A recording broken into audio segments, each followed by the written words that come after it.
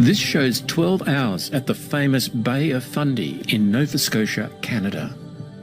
It's the biggest tide change in the world. But what force could move such a massive body of water? This is a map of tidal amplitude, which is the difference between the low and the high tide in a given place. So what that means is that the low tide might be a meter below sea level, and the high tide might be a meter above sea level, and that would be a tidal amplitude of 2 meters, which is considered very high. And those high tidal amplitudes are here in red. So this is where the difference between the low tide and the high tide is the greatest. What you'll notice with this is that there are places where the tidal amplitude is very, very low. It's actually 0. And those are the places here in pink. In these places, there is no tide. Low tide is the same as high tide. What that translates to is 0 tidal amplitude. So every place in pink has 0 tide. Now, the places where there is no tide, these are called amphidromic points. I will call them tidal nodes because that's the more commoner term for them. And they're here. And these are the places, these points, that there is no tide.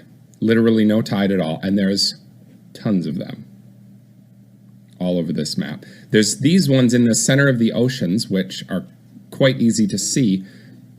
But if you look closely at this map of amphidromic points, tidal nodes, you'll see there's also a number of much smaller ones that operate in smaller regions. I'm going to circle these 3. Look, there's 3 tidal nodes.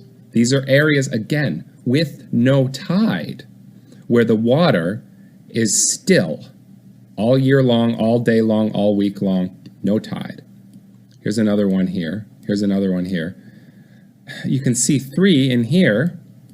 You start seeing them when you look, you start seeing them all over the place here. See, there's actually 3 up here in Upper Canada. Now, the greatest density of these that I have seen is in the Polar Sea. Now, this is a polar projection map. This is a favorite by flat earthers. And you can see how many of these nodes are in the Arctic Sea. This is the Arctic Sea up here, the North Polar Sea. You can see all the nodes in here. I'm just circling them all. These are places with no tide.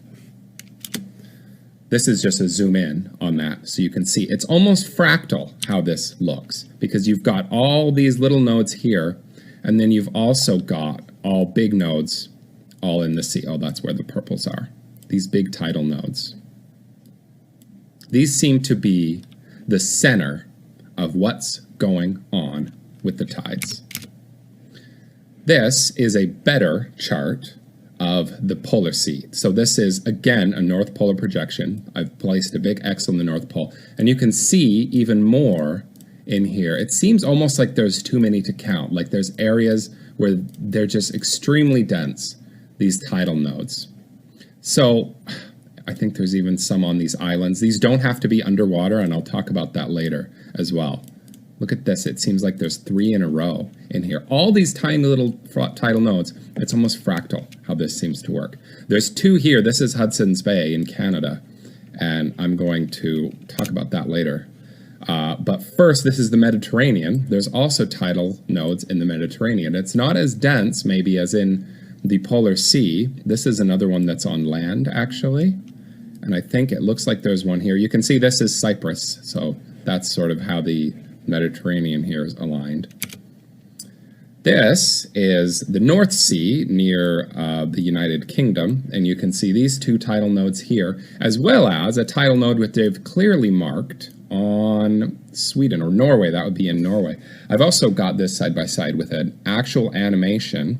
Now, what's nice about this animation, it shows tides. It doesn't just show tidal amplitude, it shows tides in real time. And you can see how high these tides are relatively. These are these huge 2 or 3 meter tides that are all rushing up through this English Channel here. And yet you do have a tidal node very close into here. So you've got these massive tides, but you actually have a tidal node around here. Now this model doesn't show the tidal nodes amazing because you can see some of the tide go in through here, but it's pretty good here where you can see the tide's up on this side, then it's up on this side. It's up on this side, and then it's up on this side. And the tidal node itself, the sea level never changes. So this is a better map, a more detailed map of the tidal nodes, and it shows another tidal node with this arrow around New Zealand. So New Zealand's another example of a tidal node that's not under the ocean, but still seems to affect the tides. And what I mean by affect the tides is you can see this arrow, tides revolve around tidal nodes. So a high tide seems to be a bulge of water that will revolve in a certain direction, and it looks like the direction is different in these different nodes. There's clockwise and there's anti-clockwise, but it has nothing to do with the equator, because this one you can see here is clockwise. This one you can see is counterclockwise. This one you can see is also clockwise, and this one here is counterclockwise, and there's really no pattern to whether it's going to be clockwise or counterclockwise. This shows a live animation of the tides, and you can see exactly what I mean when I say that tides revolve around the nodes. So I told you about those two nodes up here in Hudson's Bay.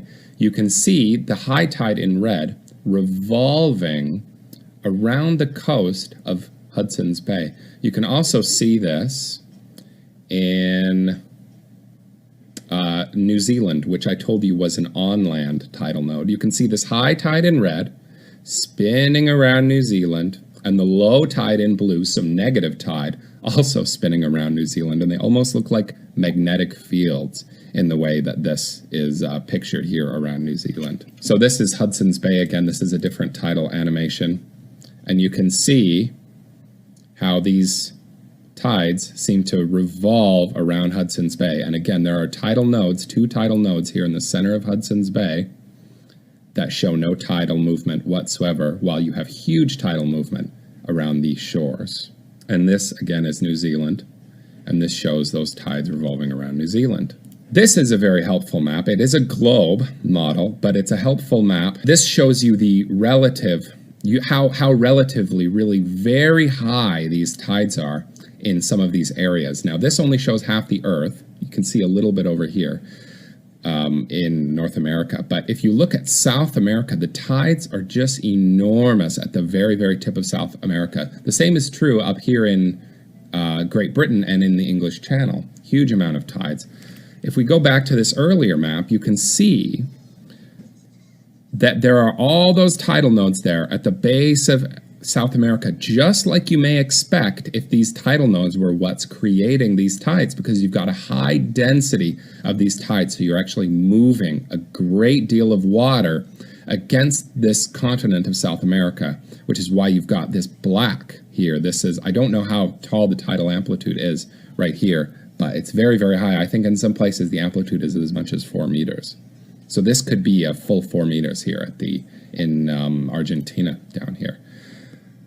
This is from the Wikipedia article on tidal nodes, and it's extremely sparse. There's very, very little information about what these are and what they do. There's a line about how the moon causes them, but it's frankly laughable that people can think, after looking at tidal nodes and how tides react around tidal nodes, that the moon is doing this. You've got this joke of an animation here on the bottom right that does not correspond whatsoever with the models I've shown you, as well as this one on the top where you have a bulge both on the moon side and on the non-moon side, and nothing on the top or bottom, even though we know that there's a great deal of tide in the southern part and in the northern part of what would be this map here.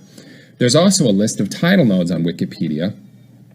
The set of clockwise, points include these, but they've only given us 16 nodes here, but from what I saw from the map, there's 100 of these things. It could be 100. I haven't even counted them. There's so many of these tidal nodes all over the Earth, but in some places they are in far greater density than in other places. what got me into looking at this was taking a trip to Hawaii. I'm from Vancouver. This is a picture on the right of a Vancouver tide. And I went to Hawaii expecting tides to behave similarly as they would in Vancouver. I think most people just assume tides are the same everywhere. But the difference between low tide places and high tide places is it could be a matter of 12 feet, which is, a tall man twice. It's actually an enormous amount of water we're talking about.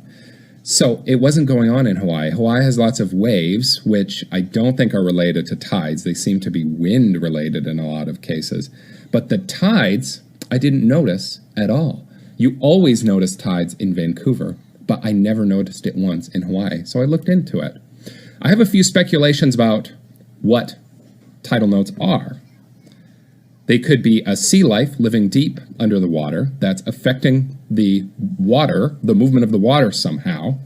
I've put in the background my favorite sea life, which is the kraken. It's also it's a fantasy sea life because it's so giant. Nothing that giant exists that we know of. Or plate boundaries. It could just be where tectonic plates collide and where they're moving against each other. The same thing that causes volcanoes, seems to cause volcanoes and earthquakes, could also be causing the tides. And the third speculation is not my speculation, but it's the speculation that everybody accepts, and that's that the moon is causing the tides. And for this to be the consensus, the scientific consensus, is extremely embarrassing. It is extremely embarrassing to me that this is the best that science can give us. And this is a model of what the tides would look like if it was the moon. And this is on YouTube as, in fact, what the tides do.